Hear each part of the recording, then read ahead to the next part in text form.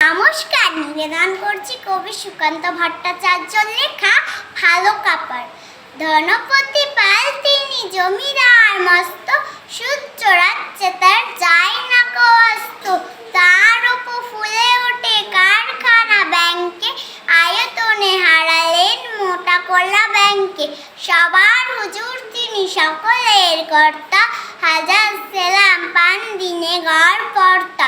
সদাই পাহারা দেয় বাইরে সেপাই, তার কাজ নেই তাই শুধু খাই খাই বাইতার। এটা খান সেটা খান সব লাগে বিদকুটে, টান মেরে ফেলে দেয় একটু খাবার খুঁটে।